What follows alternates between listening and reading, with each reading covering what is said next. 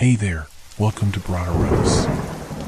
Tonight, we've got hours of chilling horror stories combined with soothing rain sounds to help you relax and sleep. Before you drift off, leave a comment below and let us know where you're listening from and what time it is. And don't forget to hit that like button and subscribe right away. If you end up not enjoying it, you can always take it back later. Get cozy and let the fear take over.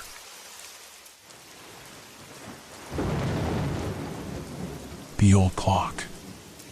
You ever wonder how an old object can change your life? I didn't, at least, not until it happened to me. It was a simple enough discovery, a forgotten heirloom that had been in our family for generations. But there's nothing simple about it now. Every night, since we brought it home, something unsettling happens. Something I can't explain. And now, I'm not even sure how much time I have left. It all started the day we moved into my grandparents' old house. My family inherited it after my grandfather passed away, a place filled with creaky floorboards, dim hallways, and the scent of age lingering in the air. It wasn't a mansion by any means, but it had its charms if you could overlook the unnerving feeling that hung over the place like a low fog. My wife, Sarah, and our two kids, James and Emily, were excited about the change. New beginnings and all that. But I wasn't so sure. There was something about the house that made me uneasy from the start. I shrugged it off as old memories, considering how much time I'd spent here as a child. Still, there was this feeling that I couldn't quite shake, a kind of static charge in the air, like something was waiting for us. We were unpacking in the attic when we found it.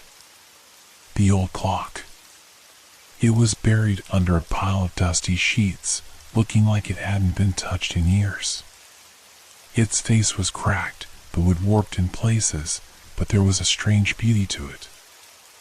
I don't remember it from my childhood visits. Maybe my grandfather kept it hidden.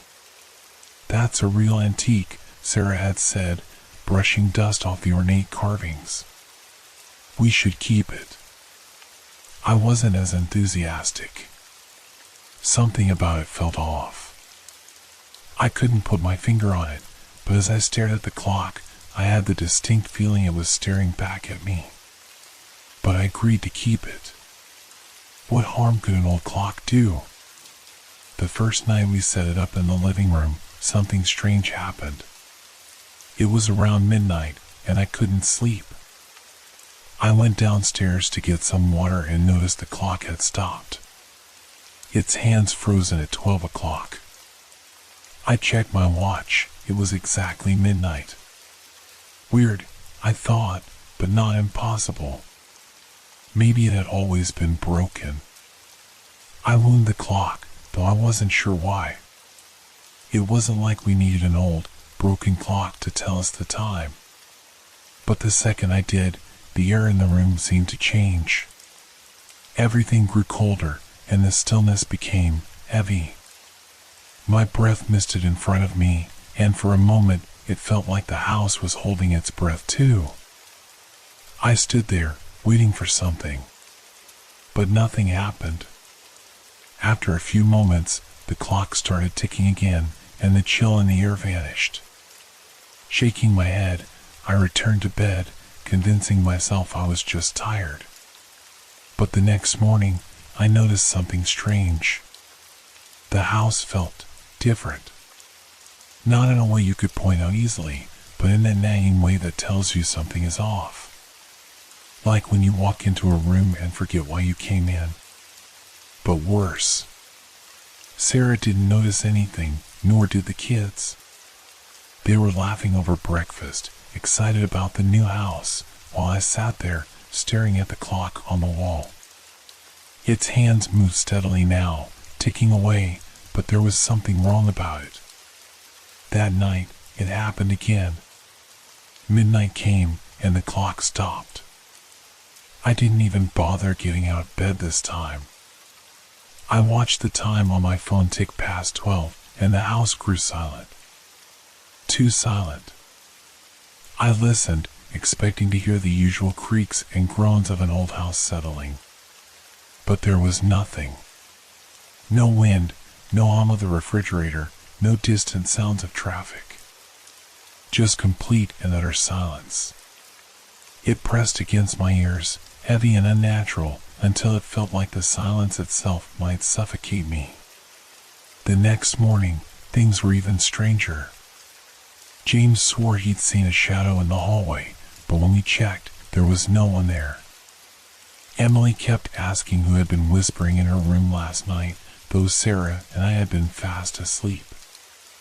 I wanted to brush it all off, but the unease was growing, spreading like a shadow over the house.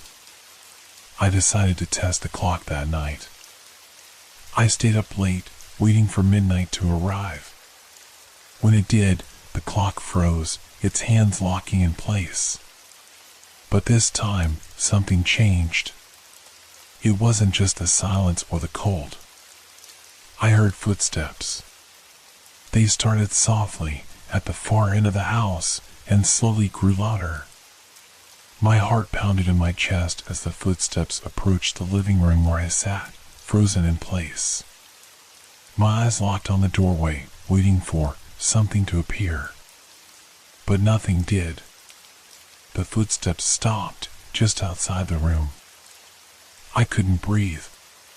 The house remained still, and then, just as suddenly as it had started, time began moving again.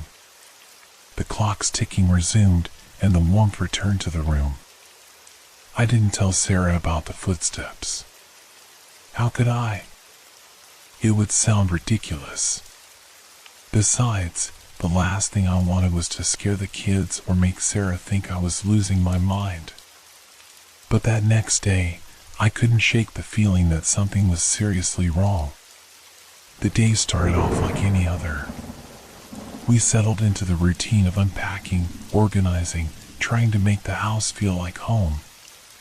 But I couldn't stop myself from glancing at the clock every chance I got. It seemed innocent enough during the day, but every time I looked at it, my skin prickled. It was as though it knew I was watching. James was the first one to say something strange again. "Dad," he called from the hallway, "why does the house keep talking at night?" I looked up from the box I was sorting through. "What do you mean, buddy?" He frowned, his small brow furrowed in concentration. "I hear voices. When I wake up at night, I hear them whispering." The words sent a cold chill down my spine. I crouched down to his level. "Voices? What kind of voices?" He shrugged. "I don't know. Just voices.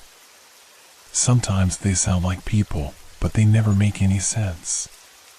Like they're trying to say something, but I can't hear all the words." My heart was pounding. This wasn't normal, not at all. But before I could ask more, Sarah walked in with a smile, oblivious to the tension that had wrapped itself around me. "Everything okay in here?" she asked, glancing between us. I forced a smile. "Yeah, just talking about the house." Later that night, after the kids were in bed, I told Sarah what James had said. She laughed it off, of course. "Kids have wild imaginations," she said, settling into the couch with a glass of wine. "It's a big, old house. It's bound to make some noise."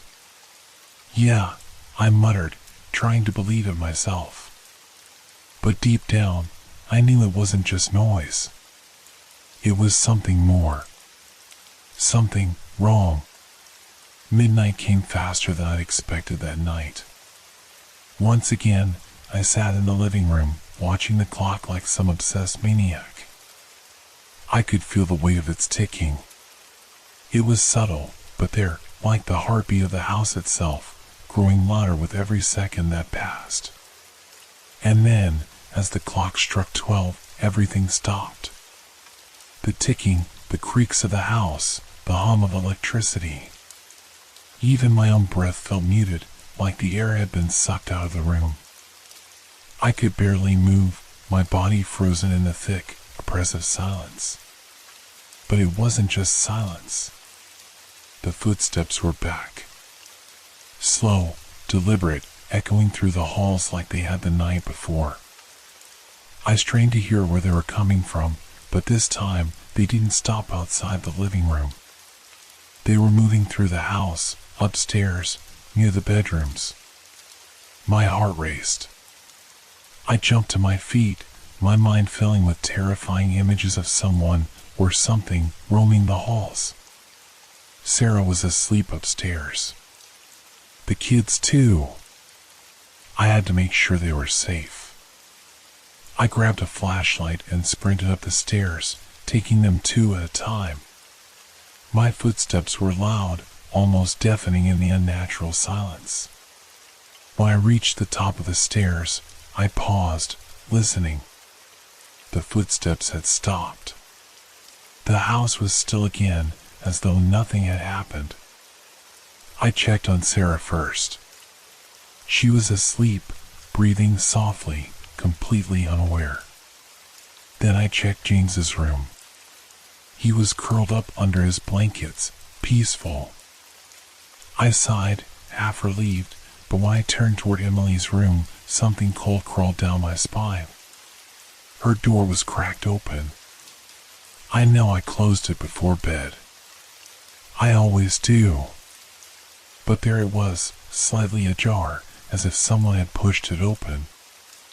I swallowed hard and stepped closer, pushing the door open wider with my fingertips. The room was dark, my flashlight cutting through the shadows as I scanned the space. Emily was fast asleep in her bed. But something wasn't right. The air felt thick and cold, much colder than the rest of the house. And then I saw it. In the far corner of the room, near the window, there was a shadow. It was faint at first, just a trick of the light, I thought. But as I moved closer, it didn't go away. It grew darker, more defined. It wasn't a person. It wasn't anything I could describe. Just a void, a patch of darkness that seemed to pulse with an unnatural energy. I stepped back, my heart pounding in my chest. I had to get out of there. I grabbed Emily and carried her out of the room, not daring to look back at the shadow. I didn't care if I woke her up or startled her. Something was in there, and I wasn't going to let it hurt her. I brought her into our room, where Sarah was still fast asleep. I laid her down in our bed, pulling the covers over her, trying to calm my racing mind. I didn't sleep that night. I just sat there, watching over my family, waiting for something to happen. But nothing did. The clock resumed ticking in the living room downstairs, and by morning, the house felt normal again. Except it wasn't normal. None of this was normal. And I wasn't the only one who knew it. At breakfast the next morning, James asked me again about the voices. They were louder last night, he said, poking at his cereal. I couldn't sleep. I exchanged a look with Sarah.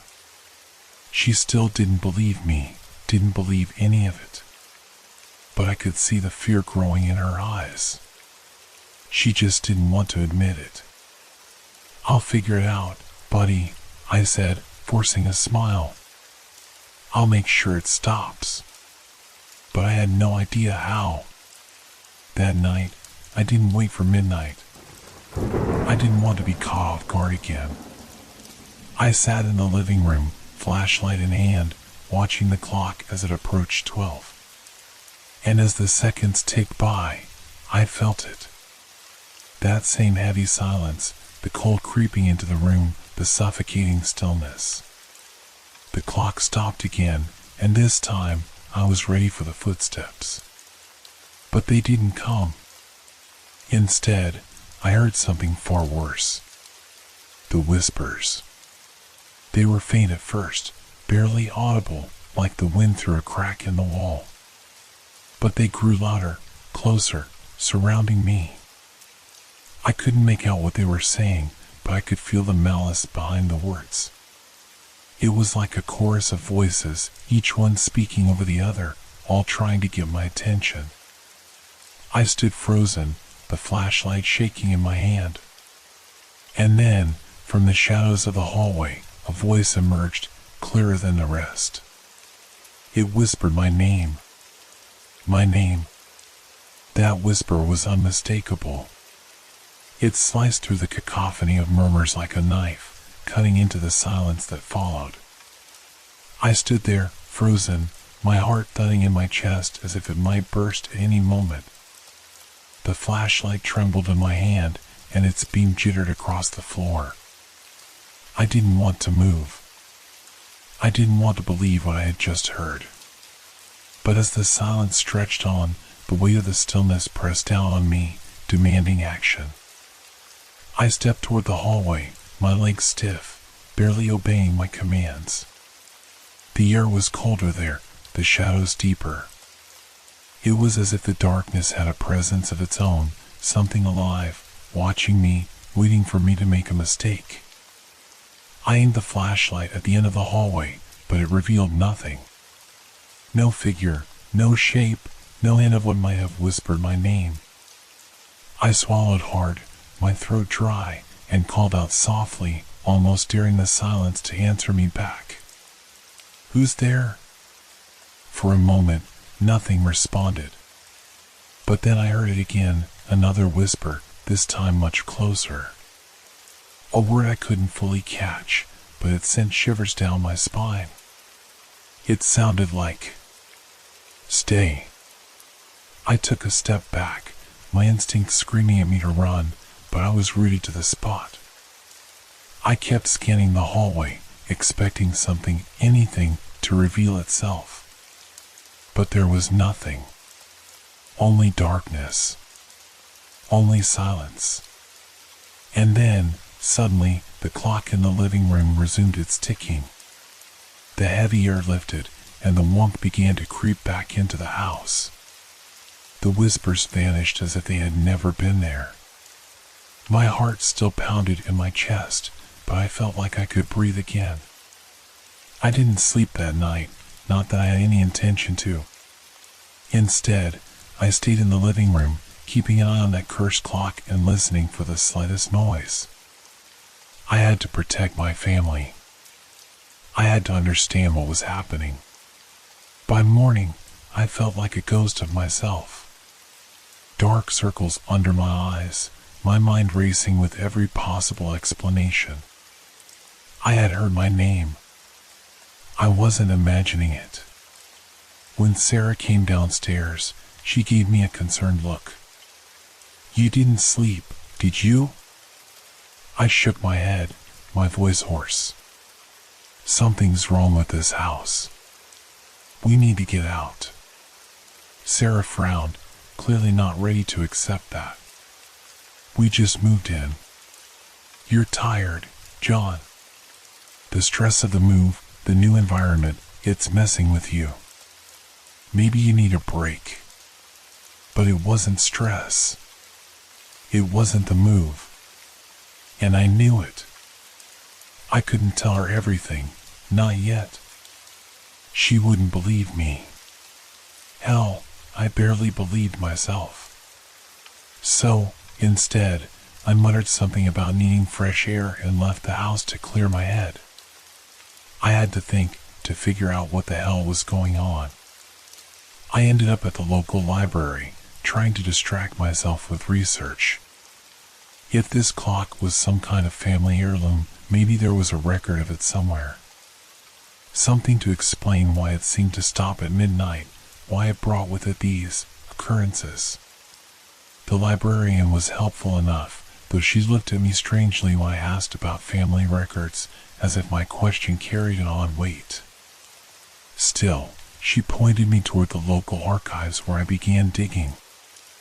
Hours passed, and I found nothing.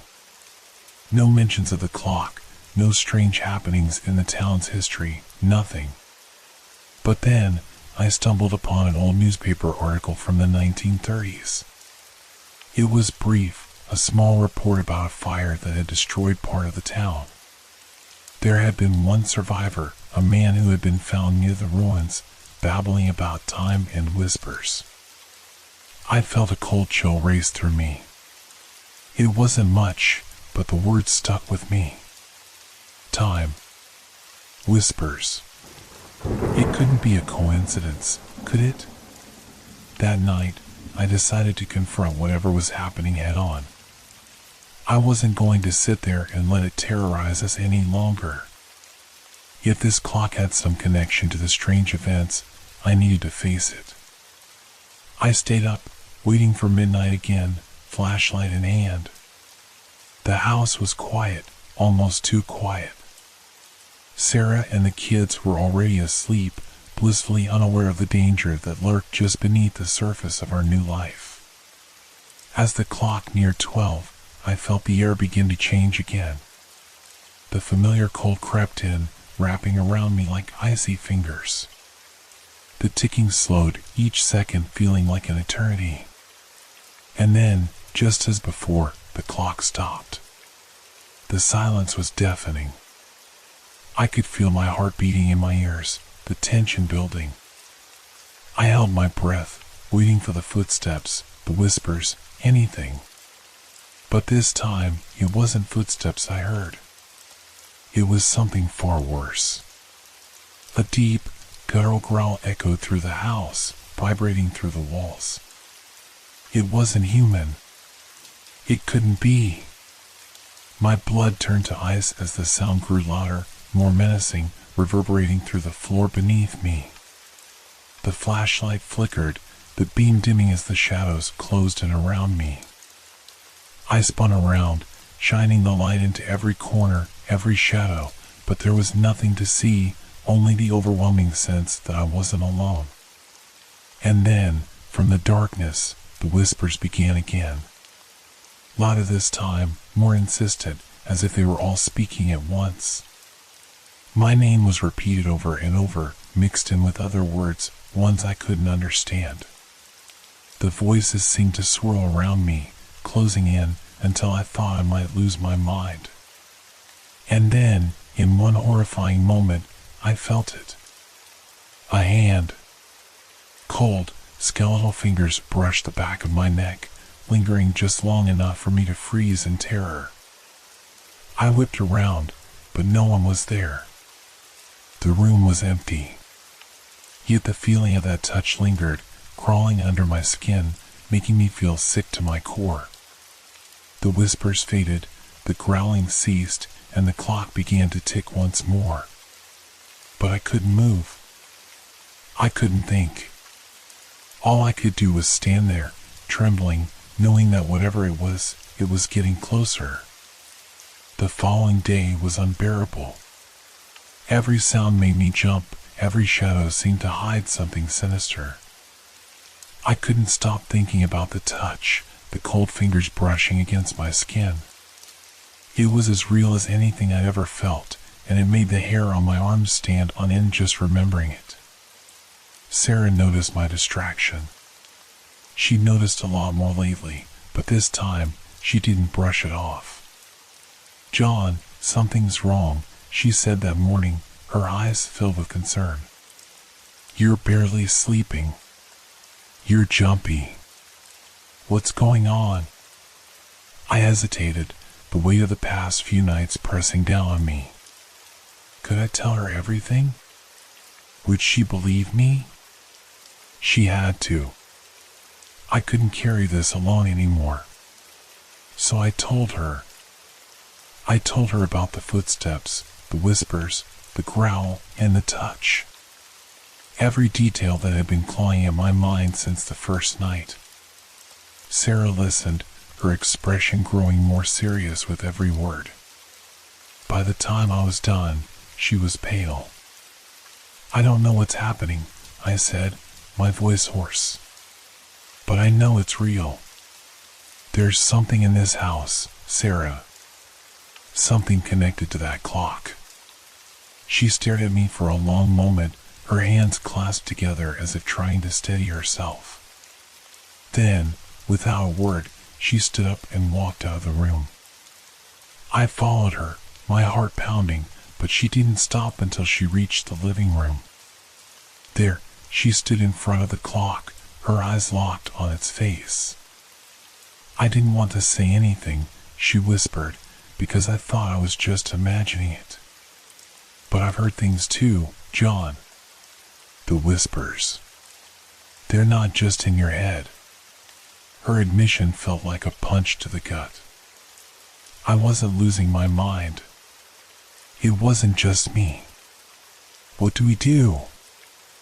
I asked, my voice trembling. Sarah didn't answer. Instead, she knelt down, opening the small cabinet at the base of the clock where the pendulum swung.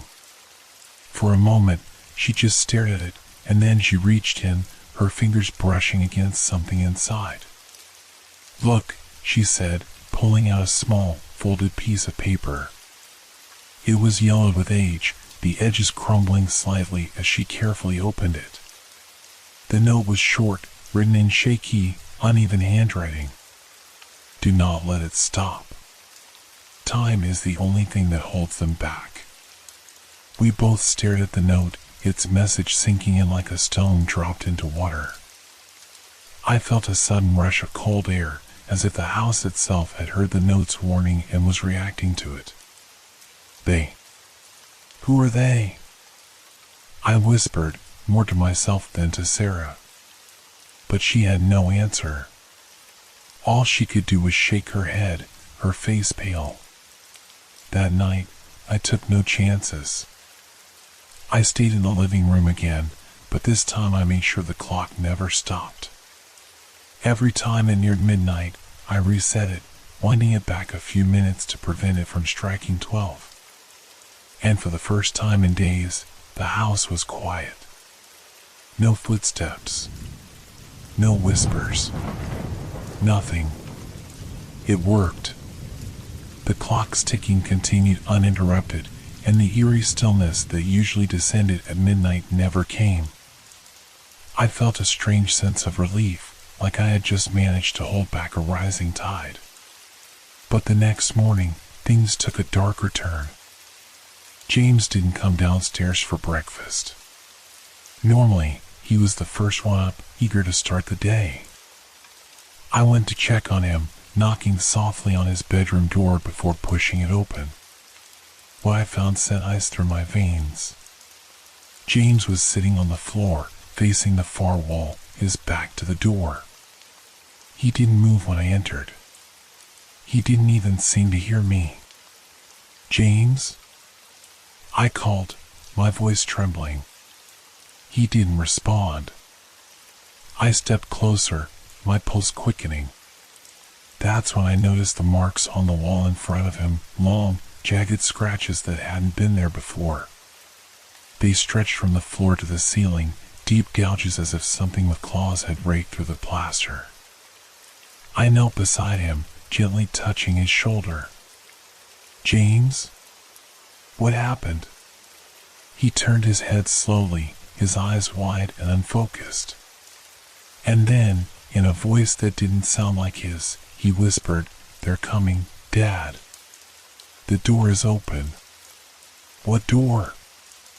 I asked, panic rising in my chest. But he didn't answer. He just stared at the wall, at the marks that seemed to form a twisted, jagged shape. It looked almost like a doorway. That night, I didn't bother resetting the clock. It didn't seem to matter anymore. Whatever was coming, it was already here. The house felt wrong, like it was holding its breath, waiting for something to happen. The whispers started earlier this time, even before the clock struck midnight. They were louder now, clearer, as if they were right beside me. And mixed in with the whispers were faint, distant knocks, like someone tapping on a door from the other side. Sarah came downstairs, her face pale, eyes wide with fear. She had heard them too. We stood together in the living room, staring at the clock as it ticked closer to midnight. The moment the hands reached 12, the knocking stopped. And then, from the far end of the hallway, there was a sound, soft at first, but unmistakable. A creak. Like a door opening. I turned, flashlight in hand, and aimed it down the hallway. The beam cut through the darkness, illuminating the walls. But halfway down the hall, the light flickered, and for a brief moment, I saw it just beyond the doorway to the basement. A shape. Tall, thin, and twisted, standing just at the edge of the light. And then, as quickly as it appeared, it was gone. The light flickered again, and the hallway was empty. But I knew what I had seen. They were here. I stood frozen, staring into the darkness where the figure had been, my mind racing to comprehend what I had just witnessed. A chill ran down my spine, and I could feel the weight of Sarah's gaze upon me, the mixture of fear and confusion mirrored in her eyes. "What was that?" she whispered, her voice barely audible above the clock's relentless ticking. "I don't know," I managed to reply, my throat dry. "But it's not friendly." We took a hesitant step towards the hallway, my flashlight flickering nervously. I felt a mix of dread and determination. Whatever it was, I had to confront it. I had to protect my family. The floor creaked beneath our feet as we moved down the hallway, and every step felt like a mile. The air grew heavier, more oppressive, as if it were alive and watching us. I could hear the echoes of the whispers growing louder, swirling around us, wrapping around my thoughts like a suffocating blanket.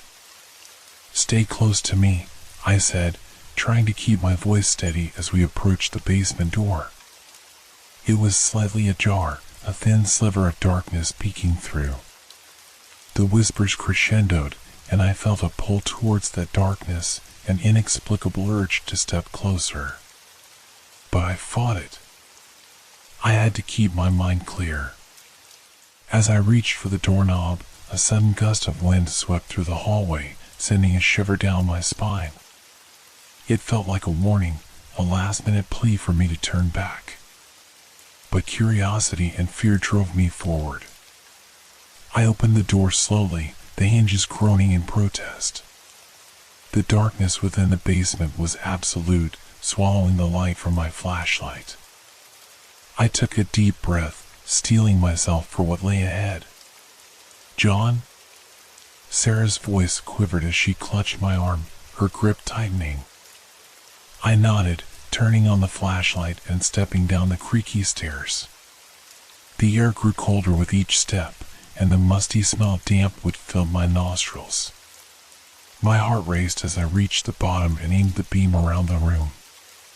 The basement was cluttered with old furniture, boxes, and dust-covered relics of past occupants.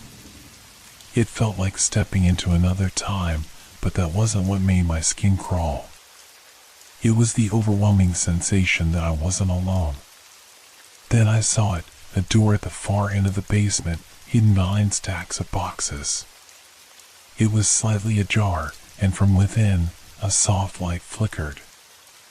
I felt drawn to it, a gravitational pull I couldn't explain. "John, wait!" Sarah's voice was urgent, but I couldn't stop. Something inside me pushed me forward. "Stay here," I said, glancing back at her, trying to mask my fear. I didn't want her to see how terrified I truly was. As I approached the door, I noticed symbols carved into the wood, twisting patterns that seemed to shift and writhe under my gaze. The light flickered again, casting eerie shadows across the walls. "What's in there?" I thought, my heart pounding in my chest. I hesitated at the threshold, my hand hovering over the doorknob. The whispers intensified, a cacophony of voices rising to a fever pitch. They were insistent now, pleading and threatening all at once. "Don't open it," a voice screamed in my mind, but it was too late. I turned the knob and pushed the door open. The room was small, illuminated by a single, flickering bulb hanging from the ceiling. The air inside was thick with a strange energy, and the atmosphere felt electric. In the center of the room sat a small, ornate box, covered in intricate carvings similar to those on the door. It seemed to hum with a low frequency, resonating with something deep within me. "John." Sarah's voice was a distant echo as I stepped into the room, entranced by the box. I could feel its power tugging at my very being. Without thinking, I reached for it. My fingers brushed the cool surface, and the moment I made contact, everything changed.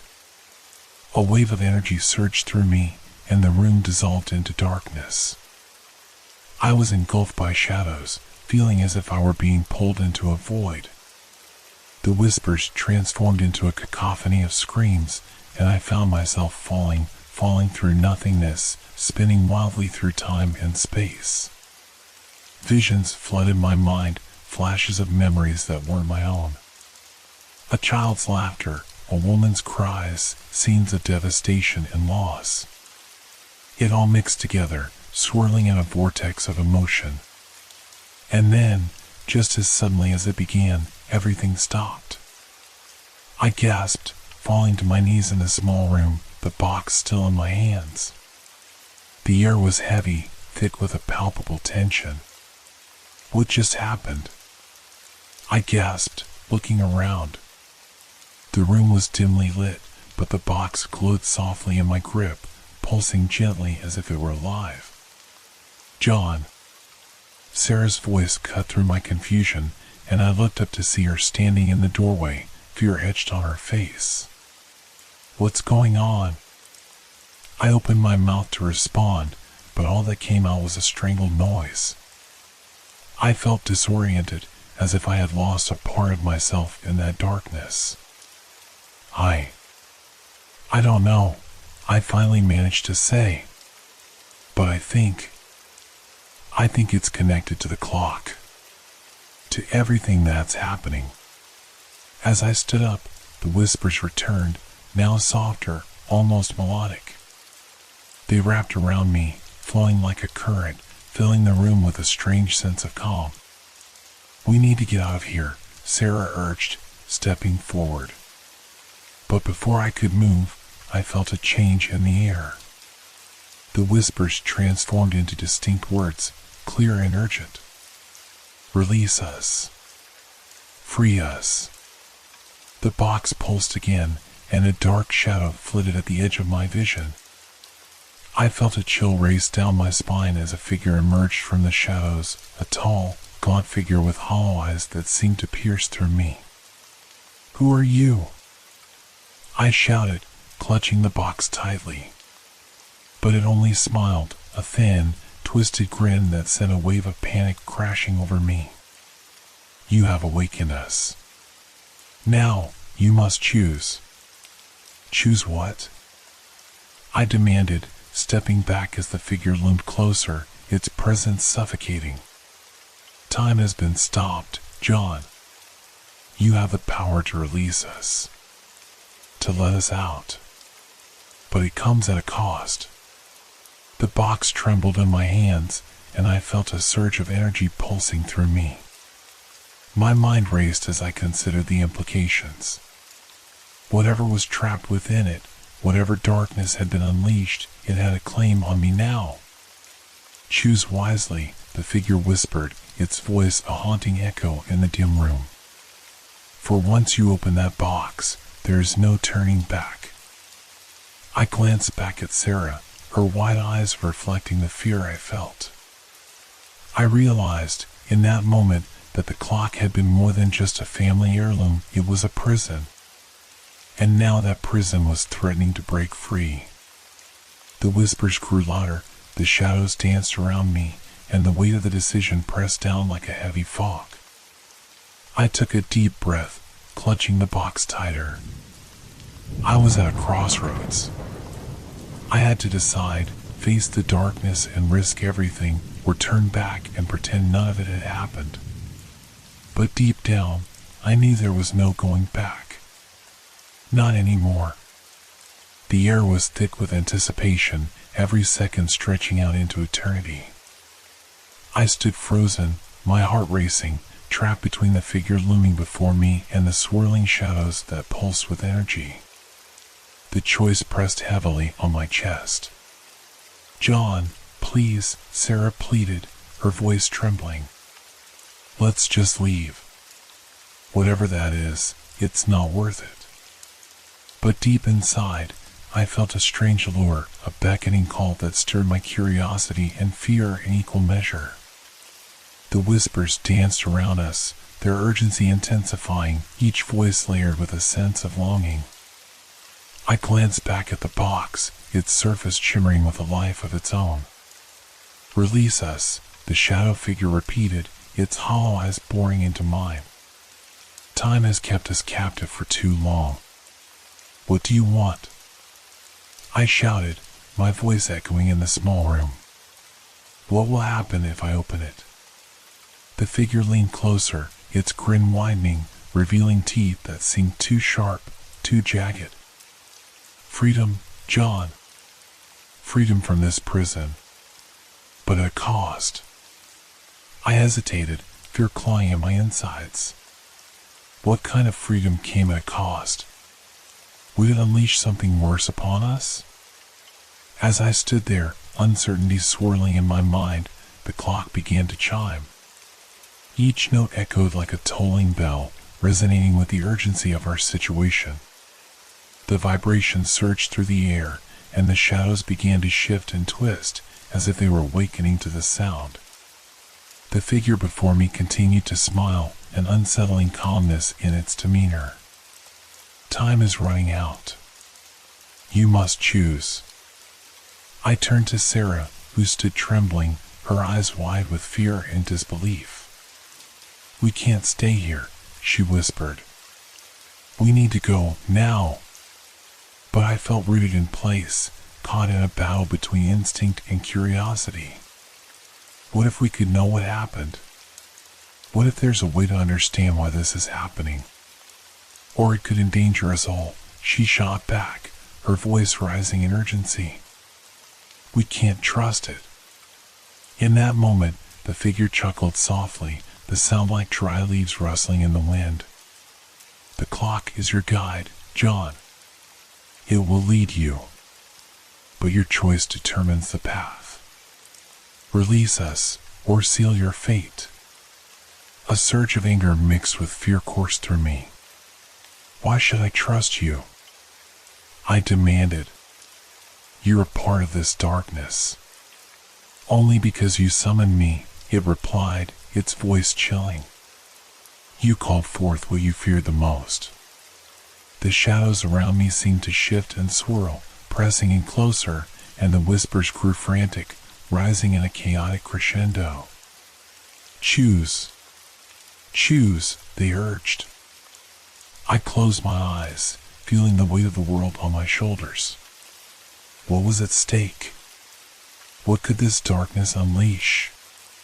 But I also remembered the chilling touch, the whispers that haunted me, and the sense of dread that filled our home. Maybe the only way to understand is to confront it, I thought, a flicker of determination igniting within me. I opened my eyes and took a step toward the box, feeling the air crackle with energy. "I'll do it," I said, my voice firm despite the shaking in my hands. "I'll open it." "John, no!" Sarah shouted, but I was already reaching for the latch, my heart pounding in my chest. As I lifted the lid, a rush of cold air swept through the room, carrying with it the scent of damp earth and something metallic. The light within the box flared, illuminating the small space and casting long shadows on the walls. Inside lay a small, intricately designed hourglass, its sand shimmering with an ethereal glow. Each grain seemed to pulse with energy, swirling like tiny stars caught in a cosmic dance. "What is this?" I murmured, entranced. Time, the figure whispered, its voice echoing around us. The essence of what binds us all. Release it, and we shall be free. Before I could react, a violent surge erupted from the hourglass, and the shadows exploded outward, engulfing the room. Sarah screamed as the energy rushed past us, swirling around the figure, which began to shimmer and blur, its form becoming indistinct.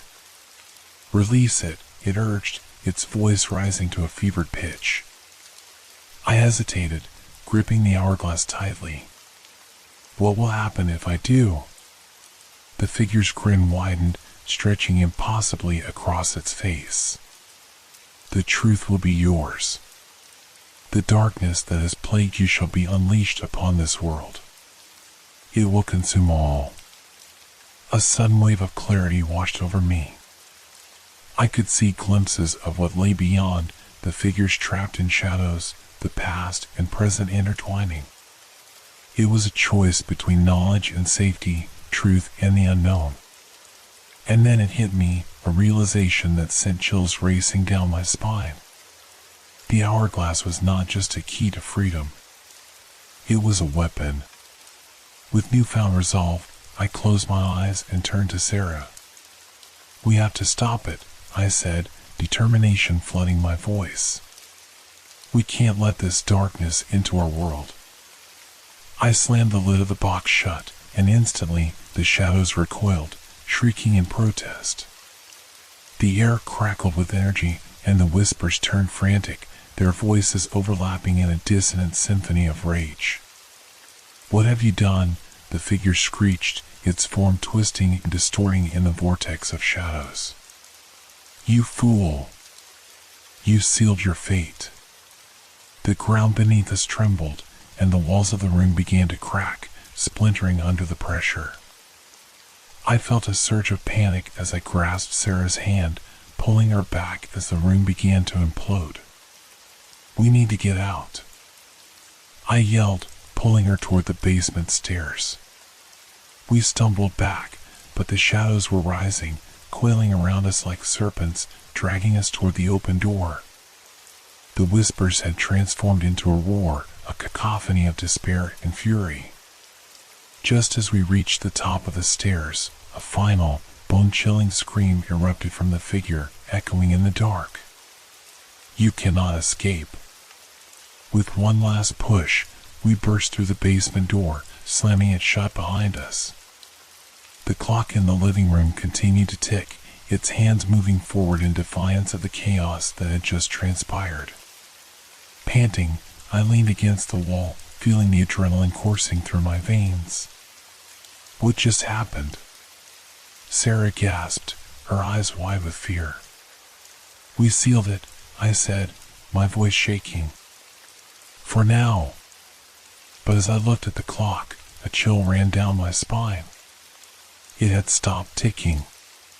The hands were frozen at 12, and the air was eerily still. And then, from the other side of the door, I heard it, a soft, persistent tapping, like the sound of fingers drumming against a surface. John, Sarah whispered, her voice trembling. What did we just do? I turned to her, the weight of the realization settling over me like a dark cloud. We hadn't ended anything. We had merely delayed it. Time may have stopped, I said quietly, but it will always find a way to resume. With that thought lingering in the air, I felt the shadows shift, swirling around us, waiting. And deep down, I knew that the clock was not just a mechanism of time, it was a conduit, a bridge between worlds. And we had just opened a door that could never be closed.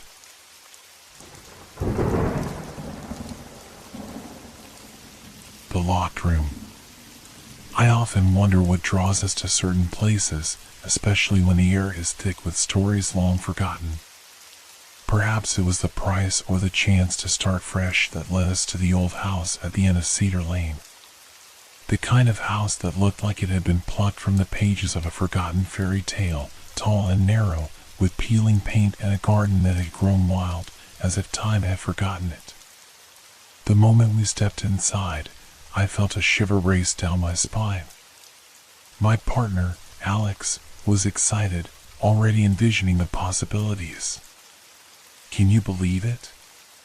Just look at the size of this living room," he exclaimed, his voice echoing against the high ceilings. I offered a weak smile, my gaze drifting toward the darkened hallway that beckoned me, a shadowy mouth leading deeper into the house. There was one room, however, that drew my attention more than any other, the one at the end of the hall. It was always locked. The previous owner had left the keys hanging from a hook by the door, but we had been told not to bother. "Some things are better left alone," the real estate agent had said with a strange glint in her eye. Still, curiosity gnawed at me like a persistent itch. I couldn't shake the feeling that behind that door lay secrets. I brushed off my unease, convincing myself it was just the house settling, the creaks and groans of an aging structure.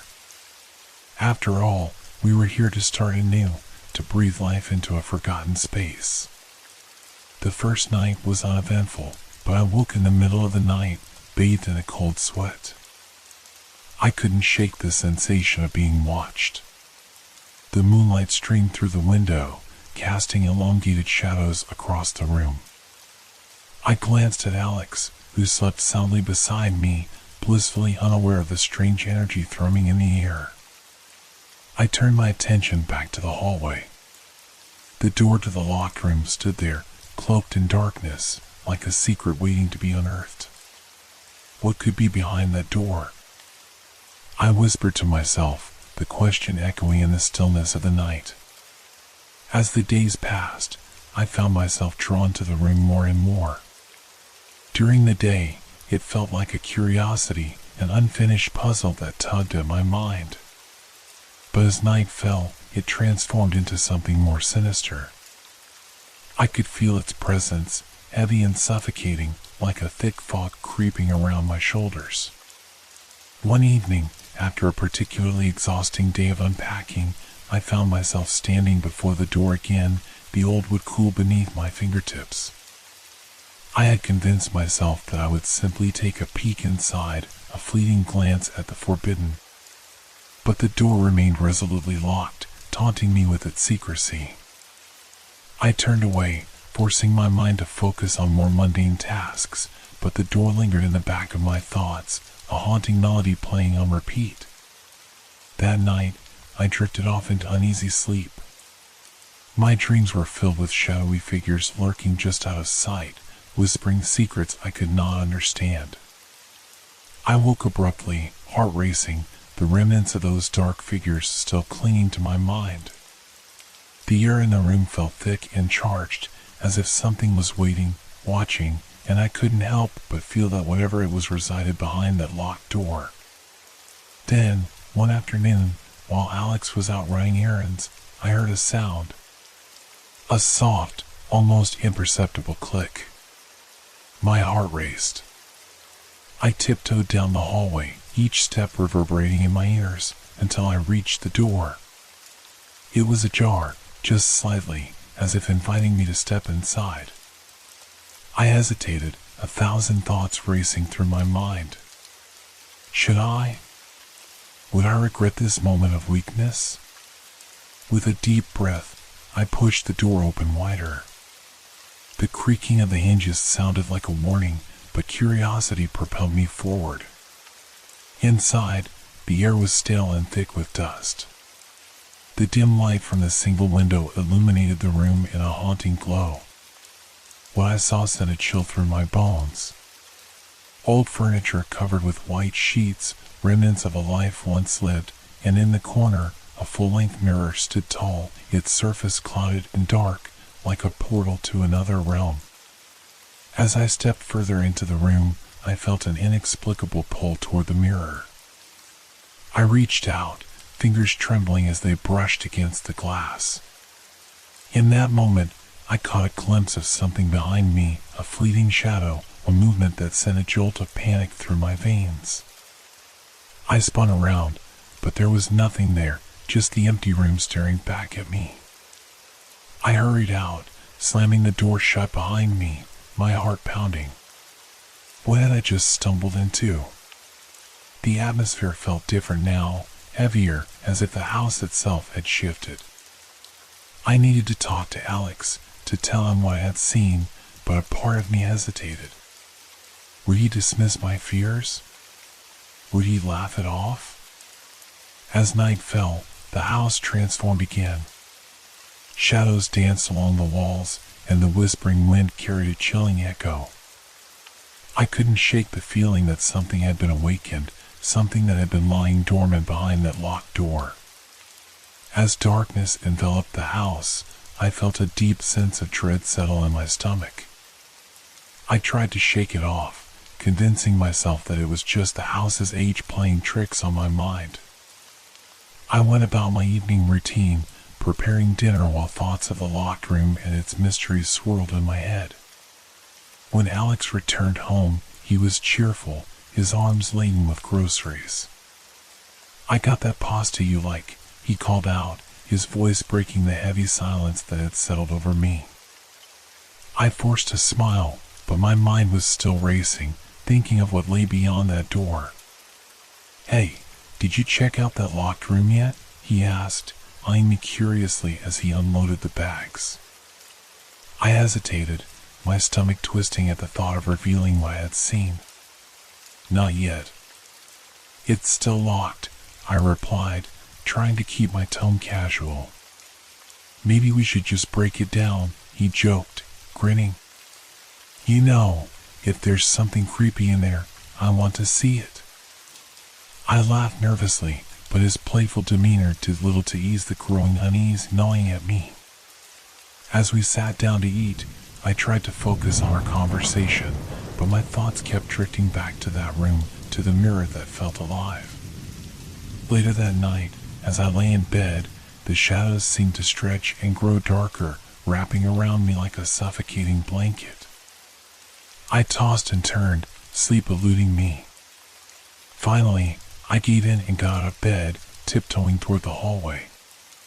The door stood silent, but I felt an overwhelming urge to confront whatever lay beyond it. I placed my hand on the knob, hesitating as a wave of fear washed over me. What if I found something that changed everything? What if I discovered something that I couldn't unsee? But curiosity overwhelmed me, and with a swift motion, I turned the knob and pushed the door open. The air was even heavier than before, as if I had crossed a threshold into another realm.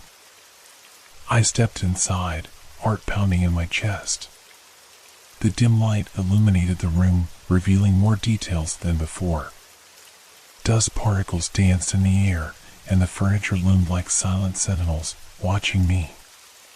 My gaze was immediately drawn to the mirror in the corner, its surface still shrouded in mystery. I approached it slowly, feeling an electric charge in the air around me. As I stood in front of the mirror, I could see my reflection, but something felt off. I leaned closer, squinting at the glass.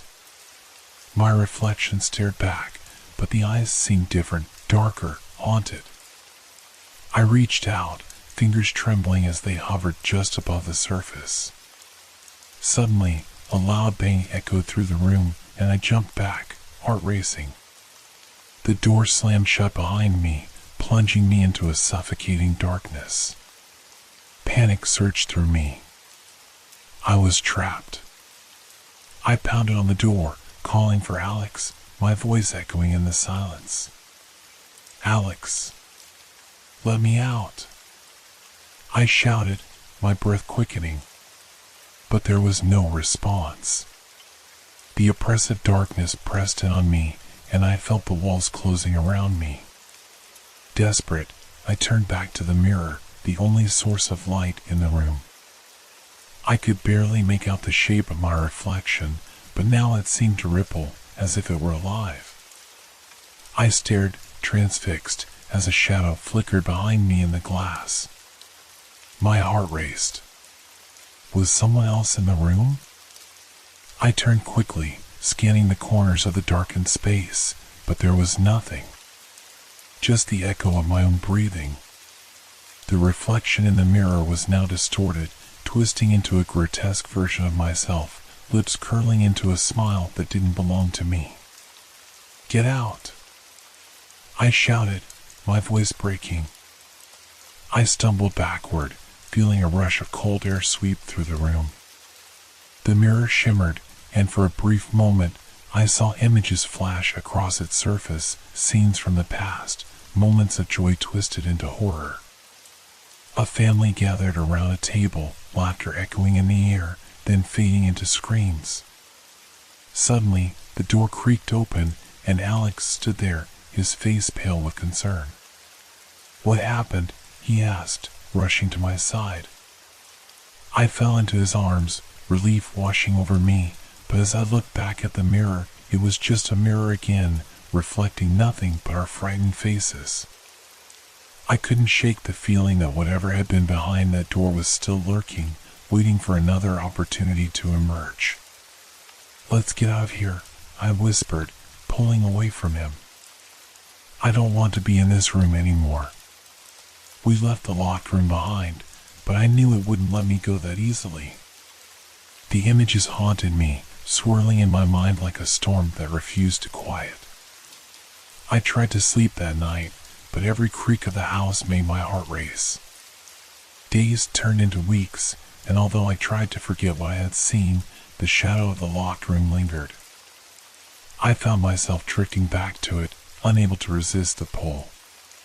Each time I approached, I felt that same electric charge in the air, as if the room was alive with secrets. One evening, after another exhausting day, I found Alex in the living room, flipping through an old book he had discovered in one of the boxes. He looked up and smiled, but the moment was cut short by a loud thump from the hallway. We exchanged glances, fear creeping in as the sound echoed again, louder this time. "What was that?" I asked, my voice trembling.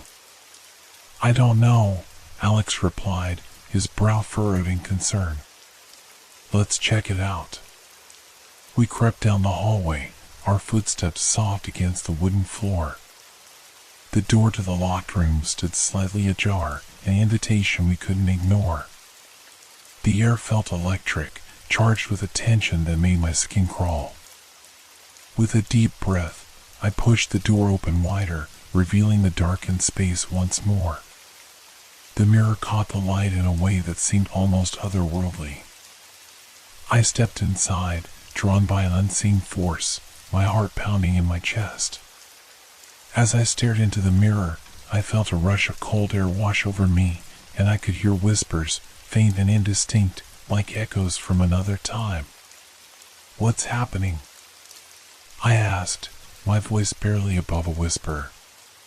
But before I could react, a flash of darkness surged from the mirror, enveloping me in an icy grip. I stumbled backward, the world around me fading into black.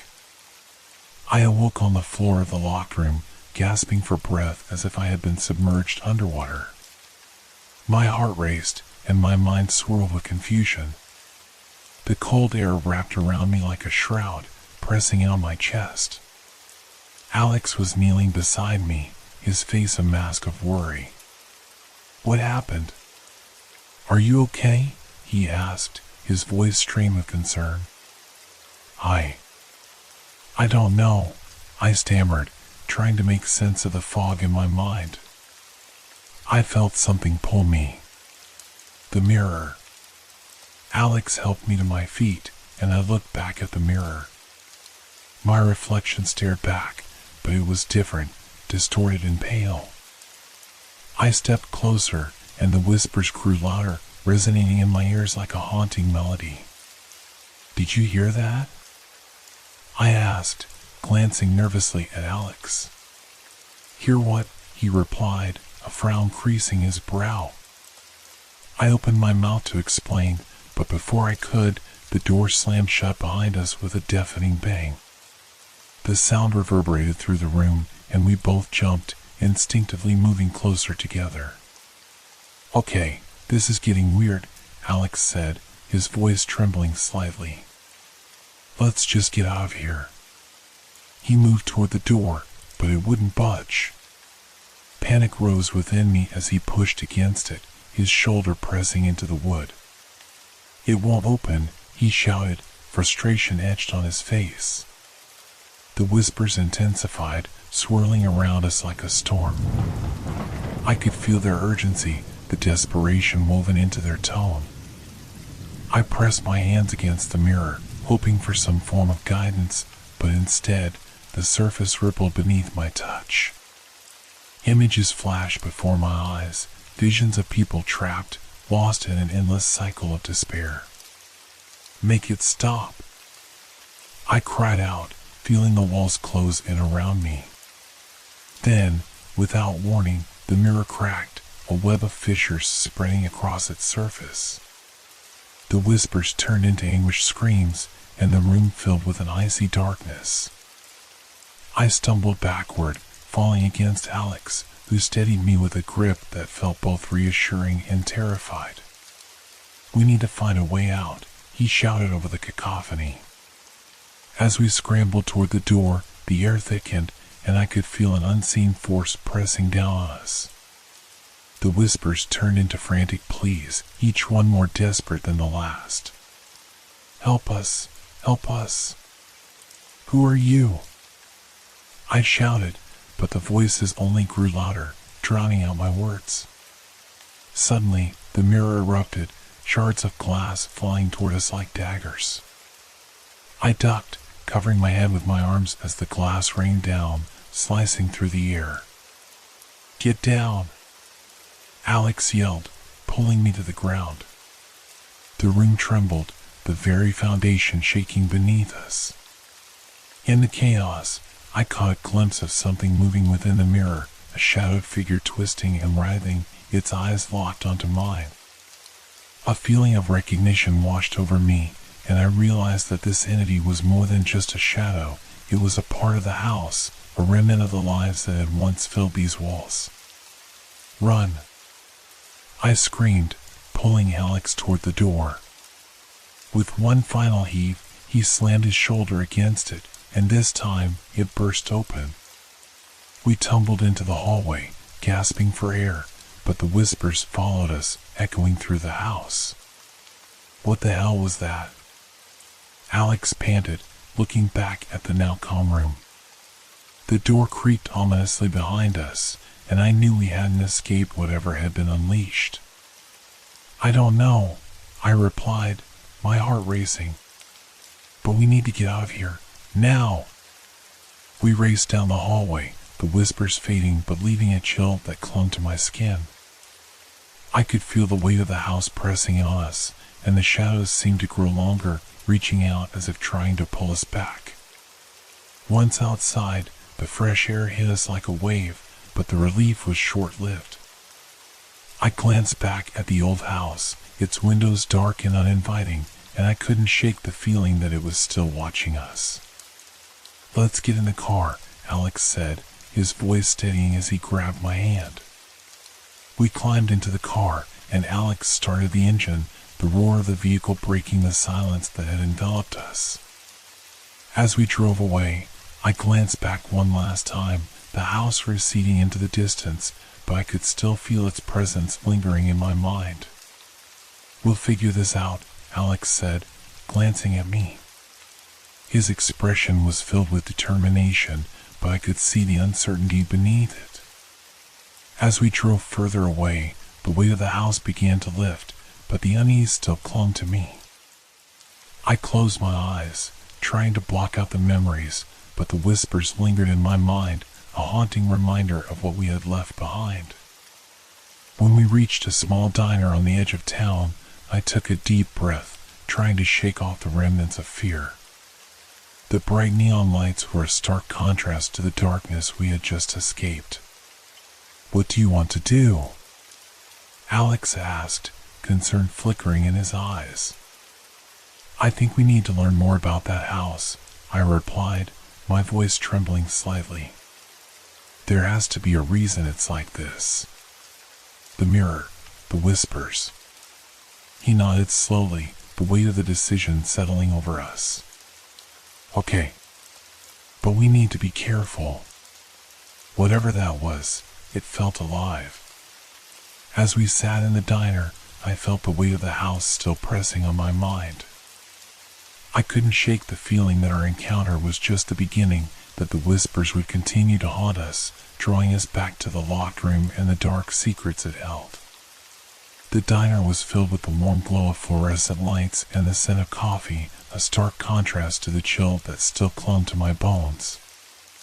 I tried to focus on the menu, but the echoes of the locked room rattled in my mind like a haunting melody I couldn't escape. As we waited for our food, I couldn't shake the feeling that something was watching us, lurking just beyond the glass windows. I glanced out into the night, the shadows stretching along the pavement, and shivered. "What do you think is going on?" I finally asked, breaking the heavy silence. "I don't know, but we need to find out," Alex replied, his tone serious. "Maybe the townspeople have some answers. That house has been there for a long time. Someone must know its history." Nodding, I felt a sense of purpose wash over me, but it was quickly overshadowed by unease. The very idea of uncovering the truth about the house both excited and terrified me. What if we unearthed something we weren't prepared to handle? Once our food arrived, I pushed my plate around, my appetite lost to anxiety. "I can't stop thinking about that mirror," I admitted. The way it showed those images. It was like it was alive. Alex's expression darkened. "And the shadows. I still feel like something is following us." As we finished our meal, we decided to take a walk around town, hoping to find a local shop or library that might hold some information about the house. The streets were quiet, the only sound being the distant hum of traffic. After wandering for a while, we stumbled upon an old bookstore with a sign that flickered in the breeze. "This might be it," I said, pointing. Inside, the musty smell of aged paper surrounded us. The shelves were packed with books, some stacked haphazardly, others leaning precariously. An elderly woman sat behind the counter, her glasses perched on the edge of her nose. She looked up as we entered, her gaze piercing. "Can I help you?" she asked, her voice sharp yet welcoming. "We're looking for information about the old house on the hill," Alex said, his tone respectful. The woman's expression shifted slightly, a flicker of recognition crossing her face. "The one with the locked room?" My heart raced. "You know about it?" I leaned in, eager for any details. She nodded slowly, her fingers drumming on the counter. "That house has a dark history. Many have come and gone, but few have stayed. It's said that those who linger too long become part of the house's story." "What do you mean?" I pressed, my voice trembling slightly. "There are tales of tragedy," she continued, her eyes distant as if lost in memories. "Families torn apart, whispers of betrayal, and spirits that never found peace. The locked room, it was once a nursery, a place of laughter and joy, until it wasn't." "Until what?" I asked, the tension in my chest tightening. "Until a great sorrow befell the family. The parents lost their child, and in their grief, they locked away the room, sealing their pain inside." Alex and I exchanged glances, a chill running down my spine. "Do you think the spirits are still there?" I asked, my voice barely above a whisper. The woman shrugged, her gaze unwavering. "Some say the house feeds off the emotions left behind. It becomes a prison for those who cannot move on." My mind raced, piecing together the fragments of the past. "What can we do?" I asked, desperation creeping into my voice. "You must confront what lies within," she replied, her tone grave. "Only then can you hope to find peace. But be warned, the house does not take kindly to intruders." We thanked her, feeling the weight of her words pressing down on us as we left the store. The night felt heavier, the darkness more oppressive. I can't go back there, I admitted as we stepped into the cool night air. Not without knowing what we're dealing with. We have to, though, Alex said firmly. If we don't confront it, it will always be a shadow in our lives. We need to find a way to put whatever is haunting that place to rest. We returned to the car, and I sat in silence, staring out the window as we drove back to the house. My heart raced with fear and anticipation, each beat a reminder of the danger that lay ahead. As we approached the house, I could see it looming in the distance, dark and foreboding. The windows seemed to stare down at us like hollow eyes, and the door creaked slightly in the wind as if inviting us in. "What's our plan?" Alex asked as we parked. "We need to go straight to the locked room," I replied, steeling myself. "If there are spirits trapped there, we have to let them know they're not alone. Maybe that will help us understand what happened." With a nod, we made our way inside, the familiar chill wrapping around us. Each step toward the locked room felt like walking into the mouth of a beast, but I was determined. I could feel the whispers echoing in my mind, urging me to confront the darkness. Once we reached the door, I hesitated, my heart pounding in my chest. "Are you ready?" I asked Alex, seeking reassurance in his eyes. He took a deep breath. "Together." With that, I turned the knob and the door swung open. The air inside felt heavier, more oppressive than before, as if the room itself was aware of our presence. The shattered mirror lay on the ground, shards glinting ominously in the dim light. "Let's try to communicate," I suggested, feeling a surge of courage. "Maybe we can ask them to share their story." We set up a small space in the center of the room, placing a few candles around us to illuminate the darkness. As we lit them, I could feel the tension in the air shifting, as if the room was responding to our actions. "Is anyone here with us?" I called out, my voice steady despite the fear bubbling inside. The air grew colder, and I could feel a presence surrounding us. The candles flickered, and for a moment the whispers returned, swirling around us like a tempest. "Help us, help us," they cried, a chorus of voices pleading for release. "Tell us what happened," I urged, my heart racing. Suddenly, the mirror's remnants began to shift, and I gasped as images emerged, forming a tapestry of memories. I saw the nursery, filled with laughter, a child playing with a doll. Then the scene shifted, darkening as a figure loomed over the child, a shadowed figure with a twisted face, reaching out with hands that seemed to grip the air. "No!" I shouted, my heart pounding as I witnessed the horror unfold. The laughter turned to screams, and I felt the sorrow seep into my bones. The darkness enveloped the scene, and I realized with dawning horror that the shadow had taken the child, leaving nothing but grief in its wake. "Help us, let us go," the voices pleaded again, echoing in the room. "What can we do?" I shouted, desperation clawing at my throat. "Free us," they cried, and the shadows seemed to close in around us, pressing down on my chest like a vice. "We need to find a way to break the cycle," Alex urged, grabbing my hand tightly. "We can't let this continue." With renewed determination, I closed my eyes and focused on the energy swirling around us. "We release you," I shouted, my voice rising above the din. "You are not alone. You are free." The air crackled with energy, and the room trembled. The whispers swelled, rising into a crescendo of sound. I felt the darkness lift, and a warm light began to fill the room, illuminating the shadows. The whispers transformed into a single voice, filled with sorrow yet tinged with hope. Thank you," Suddenly, the shadows receded, and I felt a wave of relief wash over me.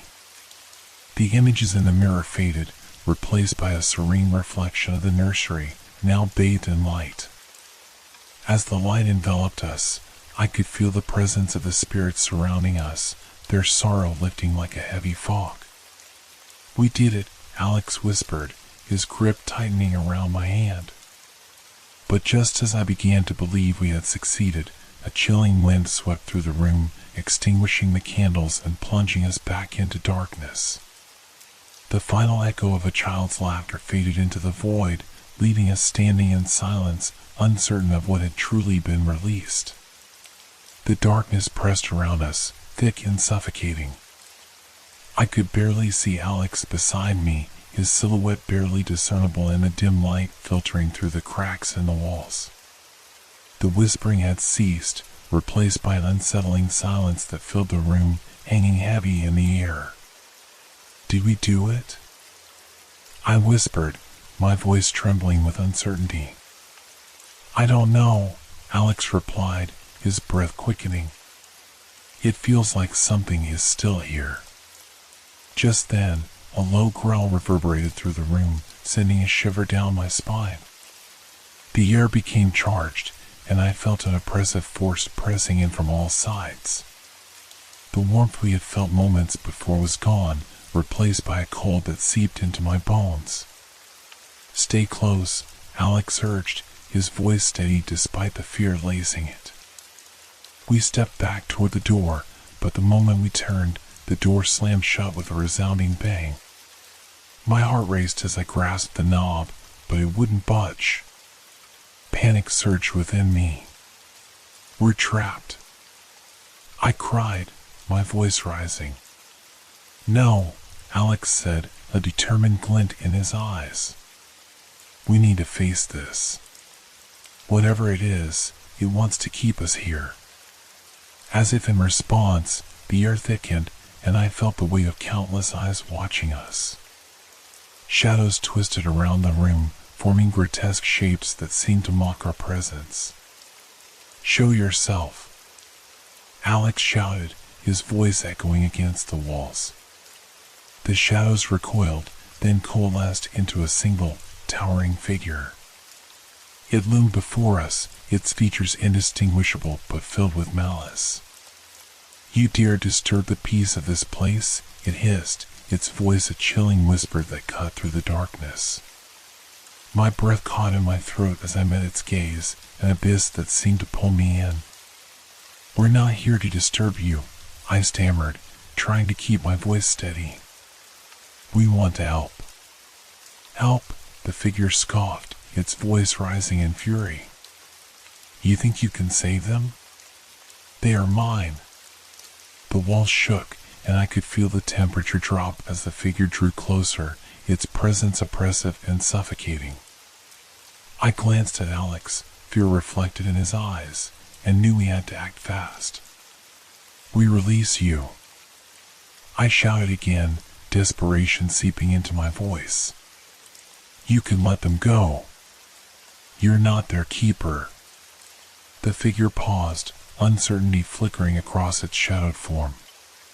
"They are bound to this place," it hissed. "Bound by grief, by loss. You cannot break their chains. But they deserve to be free," I cried, stepping forward despite the fear gripping my heart. "You don't have to hold on to their pain. It's time to let go."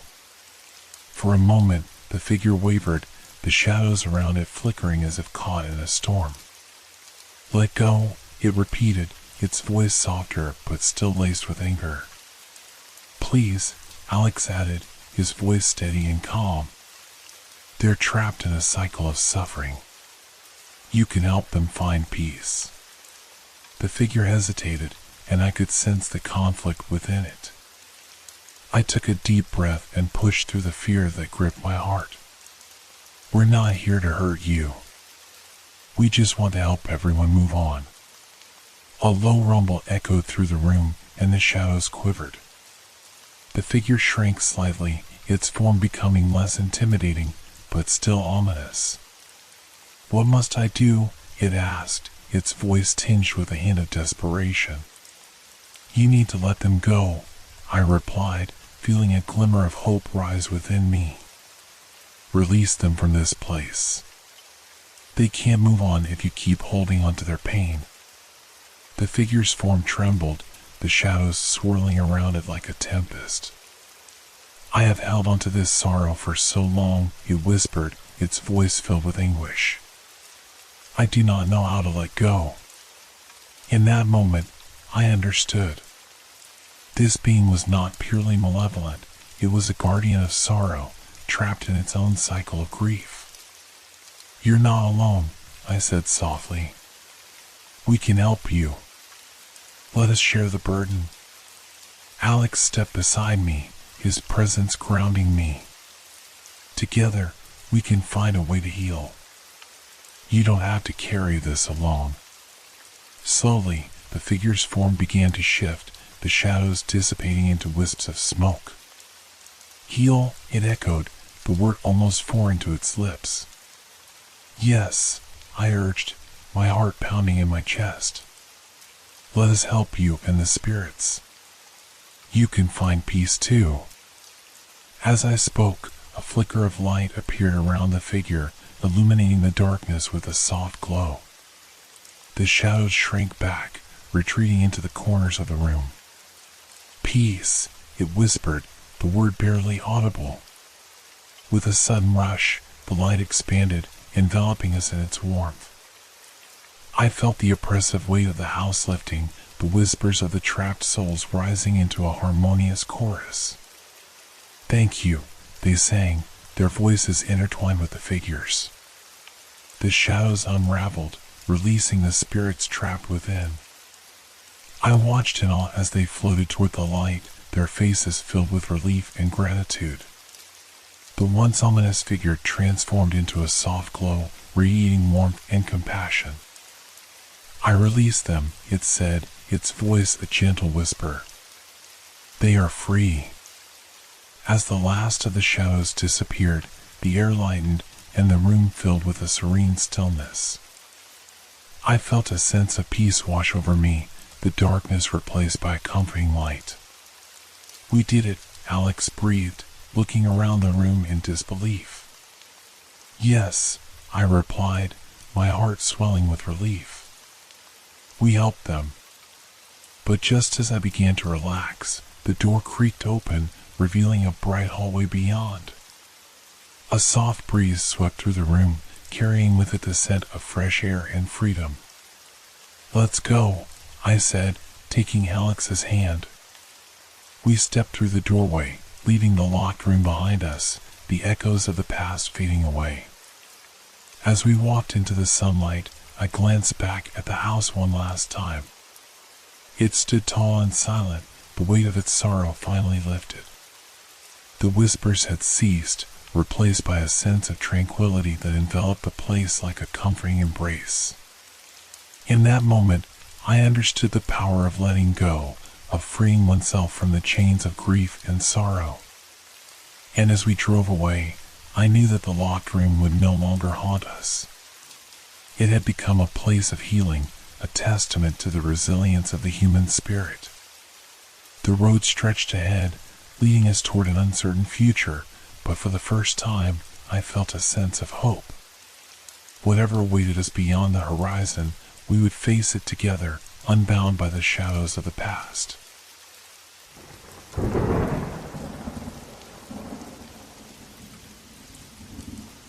Hope your dreams are filled with fear.